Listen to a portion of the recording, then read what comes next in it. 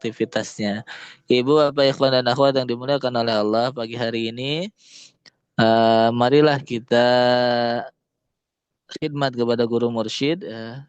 Berbahagia sekali mengawali pagi, ya, apalagi yang istiqomah setiap hari ikut manakib online. Sungguh berbahagia karena mengawali pagi hari dengan khidmat kepada guru mursyid.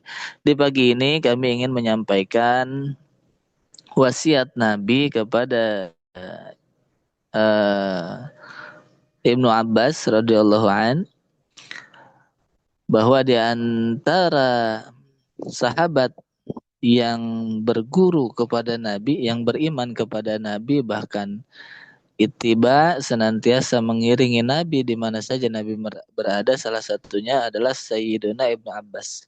Bahkan Ibnu Abbas itu didoakan langsung oleh Nabi, Allahumma faqihu fid din wa alimhu ta'wil. Nabi memohon kepada Allah agar dijadikan Ibnu Abbas itu seorang yang faqih dan ahli takwil, dan itu terwujud atau tahakkuk bahwa salah satu sumber rujukan keilmuan di dalam Islam salah satunya adalah Sayyidina Ibnu Abbas. Dalam riwayat ada yang menarik mengenai Ibnu Abbas itu, bahwa dalam riwayat di akhir hayatnya itu Ibnu Abbas itu mengalami kebutaan. Kedua matanya itu buta. Ada yang mengatakan, walaupun tidak mujma' alaih, walaupun tidak sepenuhnya disepakati, tapi ada riwayat yang menyebutkan bahwa salah satu penyebab kebutaan itu adalah Ibnu Abbas pernah melihat malaikat Jibril 2 kali ketika bersama Nabi Muhammad SAW. Lantas apa wasiat Ibnu Abbas, wasiat Nabi kepada Ibnu Abbas? Uh, Nabi bersabda kepada Ibnu Abbas, yaitu ketika Ibnu Abbas senantiasa mengiringi Nabi, ya, maka hadis ini diawali kata Ibnu Abbas, kuntu khalfan Nabi sallallahu alaihi wasallam yauman, pada satu hari aku berada di belakang Nabi. Artinya menunjukkan bagaimana itibanya Sayyidina Ibnu Abbas kepada Nabi Muhammad sallallahu alaihi wasallam. Itulah yang kita ambil sebagai pelajaran di awal hadis ini, bahwa sebagaimana sahabat Nabi itu begitu banyak, sahabat Nabi itu kan banyak sekali, ratusan. Tetapi kita dapati di dalam riwayat-riwayat hadis ada beberapa sahabat yang khusus, yang memang beliau senantiasa bersama Nabi. Di antaranya hadis yang banyak diriwayatkan itu diantaranya oleh Abu Hurairah, karena Abu Hurairah itu adalah santrinya Nabi, salah seorang sahabat yang tinggal yang dikenal sebagai Ahlus Sufah, tinggal di pelataran Masjid Nabawi. Kemana saja beliau mengiringi Nabi, atau seringkali waktunya dihabiskan bersama Nabi. Maka karena sebab itulah kita dapat ya Abu Hurairah memiliki riwayat hadis yang begitu banyak. Begitu pula Sayyidah Aisyah, tentunya dibandingkan istri-istri Nabi yang lain, Sayyidatuna Aisyah memiliki riwayat hadis yang lebih banyak dibandingkan sahabat perempuan yang hidup pada masa itu. Inilah menjadi pelajaran bahwa meskipun statusnya sama-sama sahabat, tetapi frekuensi pertemuan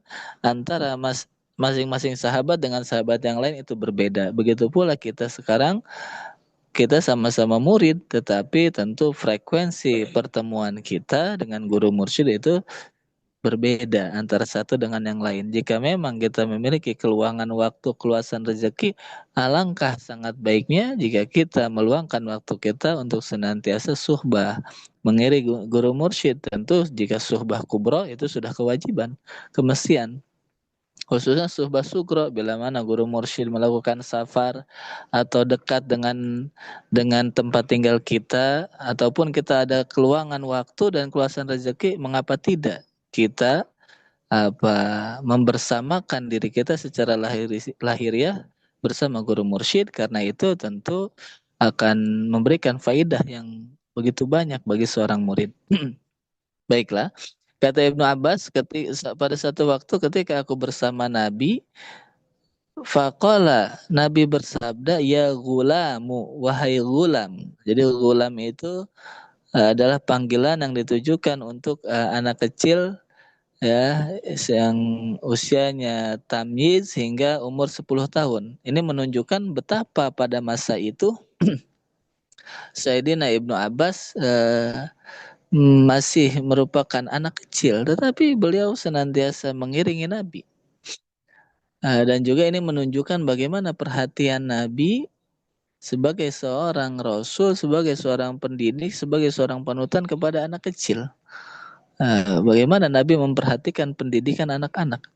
Nabi berkata, "Ya gulam, wahai gulam, inni u'allimuka kalimatin. Aku akan mengajarkan kepadamu beberapa kalimat." Ini menggunakan, kalau kita cermati bahasa hadis ini menggunakan u'allimuka, aku mengajarkan kepadamu, bahwa pada saat itu tidak ada yang lain kecuali hanya ada Sayyidina Ibnu Abbas. Dan ini juga bentuk basirahnya Nabi Muhammad SAW, sebagaimana Nabi mengajarkan kepada Ibnu Abbas, Nabi mengetahui bahwasanya Ibnu Abbas ini kelak akan menjadi rujukan umat. Maka semenjak kecil sudah dididik, sudah dikader oleh Nabi Muhammad SAW. Ini juga suatu pelajaran bagi kita. Jikalah kita saat ini itiba kepada guru mursyid, apakah anak keturunan kita nanti akan sama jejaknya dengan kita? Tentu itu tergantung dengan bagaimana kita saat ini mendidik mereka. Apakah kita sudah mendidik mereka saat ini untuk senantiasa itiba, untuk senantiasa mengamalkan, membiasakan diri, mengamalkan amaliah guru mursyid, atau apakah kita mengajak anak-anak kita ikut manakib dan lain sebagainya? Tentu apa yang kita lakukan, pendidikan kita bagi anak keturunan kita saat ini akan mempengaruhi bagaimana kelak ia nanti ketika setelah kita tinggalkan. Inni u'allimuka kalimatin. Kata Nabi, aku akan mengajarkan kepadamu beberapa kalimat. Apa pengajarannya? Apa poin-poinnya? Apa wasiatnya? Yang pertama, ihfadillah. Jagalah Allah. Bagaimana menjaga Allah secara syariat? Bimtithali awamiri wajtinabi nawahi. Secara syariat menjaga Allah yang dimaksud adalah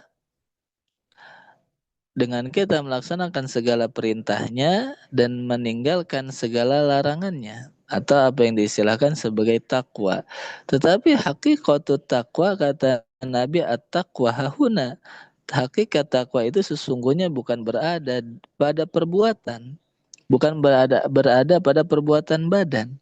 Karena perbuatan badan itu adalah perwujudan daripada takwa yang sesungguhnya, yang kata Nabi, at-taqwa hahuna. Takwa yang sesungguhnya itu adalah yang ada di dalam hati. Itulah makna menjaga Allah secara hakiki, yaitu kita senantiasa menjaga hati kita untuk senantiasa ingat kepada Allah.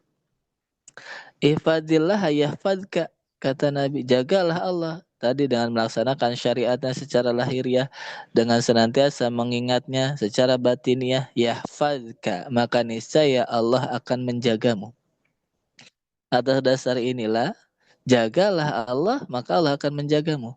Maka belajar zikir itu sesungguhnya kita tidak hanya sedang mengurus hati kita. Ketika kita berzikir, sesungguhnya kita tidak hanya sedang mengurus hati kita, tetapi ketika kita berzikir itu sesungguhnya kita sedang mengurus hati kita dan mengurus dunia dan akhirat kita. Mengapa? Karena dengan zikir itulah Allah akan menjaga kita dan segala sesuatu yang berkaitan dengan hidup kita. Atau dalam logika yang lain, zikir itu mengurus ruh, ruh itu ada di dalam badan, maka badan kita pun akan terurus. Badan kita istilahnya tinggal di rumah, rumah kita pun akan diurus. Badan kita memiliki anak, memiliki istri, memiliki keluarga dan lain sebagainya, maka itu pun akan terurus. kita memiliki pekerjaan, maka pekerjaan kita pun akan terurus dan lain dan seterusnya. Maka berzikir itu adalah sesungguhnya manusia sedang menjaga dirinya, keluarganya, anak keturunannya, dan segala sesuatu yang berkaitan dengan dirinya, baik urusan dunia ataupun urusan akhirat. Betapa bahagianya orang-orang yang senantiasa berzikir kepada Allah. Ihfadillah, kata Nabi, jagalah Allah, tajidhu tijahaka, maka engkau akan mendapati Allah senantiasa ada di hadapanmu. Dan ini tentu makna muraqabah. Tetapi makna yang lain yang ingin disampaikan daripada hadis ini, jagalah Allah, niscaya Allah akan senantiasa ada di hadapanmu. Orang yang senantiasa berzikir kepada Allah, tadi melaksanakan syariatnya, melaksanakan segala perintahnya, meninggalkan segala larangannya, maka ia akan mendapati Allah senantiasa menolong bersamanya, ma'iyah, di dalam setiap urusannya. Maka Nabi gambarkan engkau akan mendapati Allah senantiasa ada di hadapanmu. Artinya apa? Segala cita-cita kita, segala keinginan kita itu kan sesuatu yang ada di hadapan kita yang belum kita miliki. Memiliki harapan dan lain sebagainya.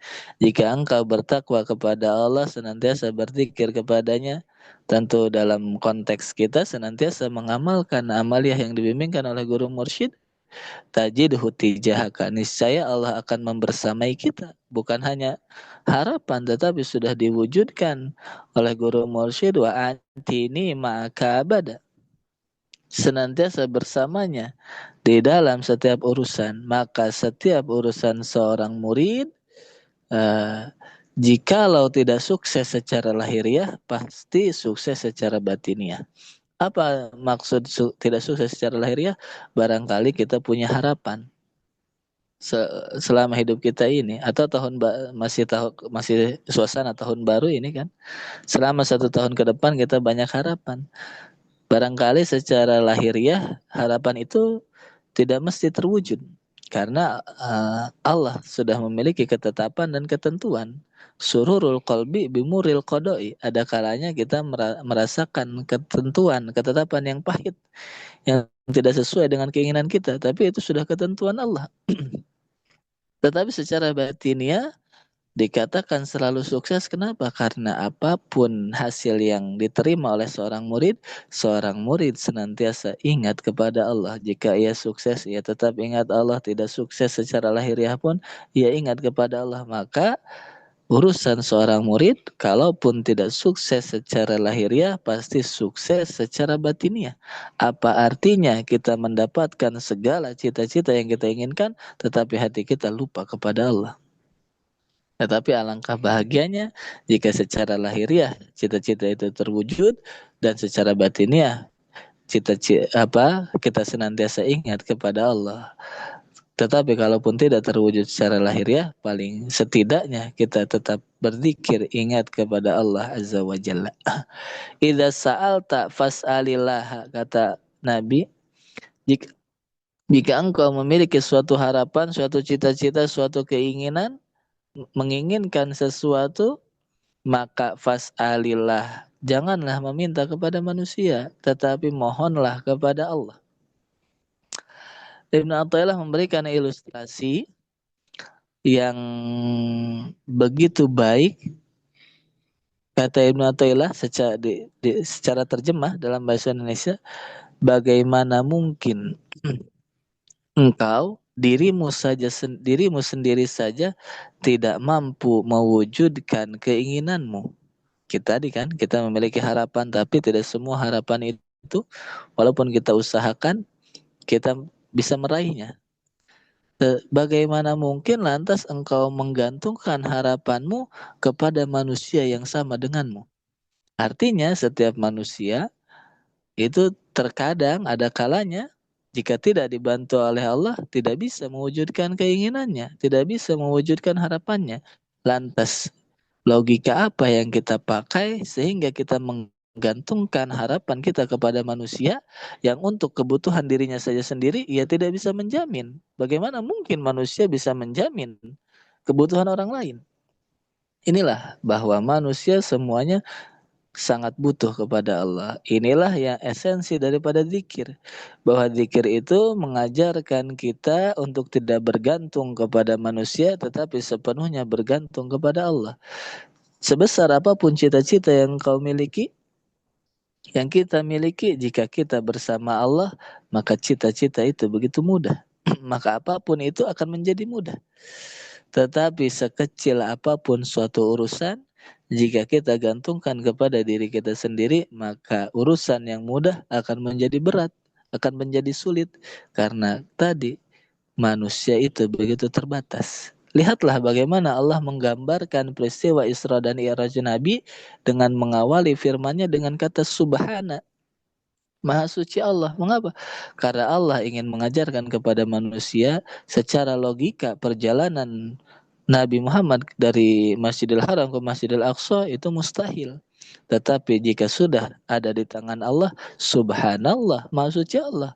Waktu dan tempat adalah ciptaan Allah, tidak bisa membatasi kuasa Allah. Begitulah maka kita dengan berzikir itu menggantungkan sepenuhnya harapan kita kepada Allah Azza wa Jalla, dan itulah yang dibimbingkan oleh guru mursyid kepada kita semua. Wa idasta'anta fasta'in billah, dan jika engkau ingin meminta pertolongan maka mohonlah hanya kepada Allah.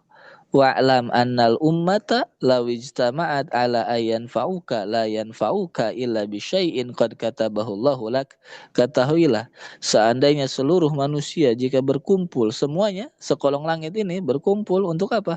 Ala ayyan fa'uka, supaya membantu kita tadi, menolong kita, memberikan manfaat kepada diri kita.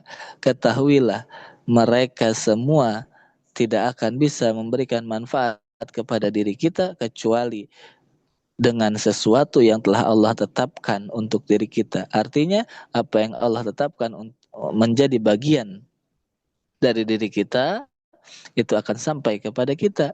Dan sebaliknya, jika Allah sudah mencatat suatu kemalangan, katakanlah berdagang inginnya untung tapi malah rugi, ya jika memang itu sudah menjadi bagian dari diri kita, meskipun dibantu oleh manusia sekolong langit ini, kita tetap akan mendapatkan bagian yang sudah ditetapkan oleh Allah Azza wa Jalla. Saya kira waktunya sudah habis. Itu saja, inilah maka ditutup esensi daripada hadis ini, diantaranya adalah mengajarkan kepada kita bahwa pada jafal aklam, bahwa sudah qalamullah, ketetapan Allah sudah Allah tuliskan apa yang baik akan sampai kepada kita jika itu memang sudah ditetapkan oleh Allah. Sebaliknya, jika memang kita mendapatkan ketetapan yang tidak baik, walaupun kita berlindung kemanapun dan meminta pertolongan siapapun, itu akan sampai kepada kita. Pada akhirnya zikir itu membantu kita atau membentuk pribadi-pribadi yang senantiasa ridho kepada Allah, apapun yang ia terima dari Allah, bagaimanapun kondisinya, senantiasa berzikir, ingat kepada Allah Azza wa Jalla. Ini saja yang kami sampaikan. Terima kasih. Mohon maaf atas segala kekurangan dan lain sebagainya. Terima kasih kepada siapa saja yang menjadi wasilah kita semua untuk khidmat pada pagi hari ini. Hadanallahu ajmain. Wassalamualaikum warahmatullahi wabarakatuh. Waalaikumsalam warahmatullahi wabarakatuh. Allahumma sholli